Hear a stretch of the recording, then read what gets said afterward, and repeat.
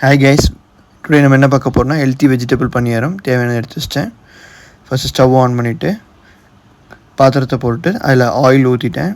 வெந்தோடனே கடுகு போட்டு உளுந்தப்பருப்பு போட்டுட்டு கடலைப்பருப்பு போட்டுட்டு நெக்ஸ்ட்டு பச்சை மிளகா குழந்தைங்களுக்கு ஸ்கிப் பண்ணிடுங்க, பெரியவங்களுக்கு போட்டுக்கோங்க. கருவேப்பிலை போட்டுட்டு நெக்ஸ்ட்டு பார்த்திங்கன்னா நல்லா தாளித்து விட்ருங்க.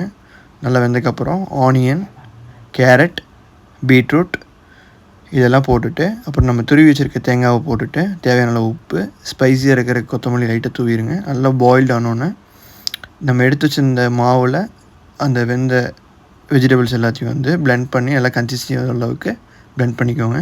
அப்புறம் பனியாரக்கல்லை போட்டு நல்லா ஷேப்பில் பனியாரத்தை ஊற்றிட்டு நம்ம பனியார ஸ்டிக்கை வச்சு நல்லா வெந்துருச்சா அப்படிங்கிற இதை பார்த்துட்டு பிளேட்டில் எடுத்து போட்டுக்கோங்க. இதுக்கு 2 டைப்ஸ் ஆஃப் சட்னி யூஸ் பண்ணிக்கலாம். நீங்கள் வேறு லெவலில் இருக்கும், ட்ரை பண்ணுங்கள். தேங்காய் சட்னி, தக்காளி சட்னி. நான் தக்காளி சட்னி யூஸ் பண்ணேன். Try this. தேங்க்யூ.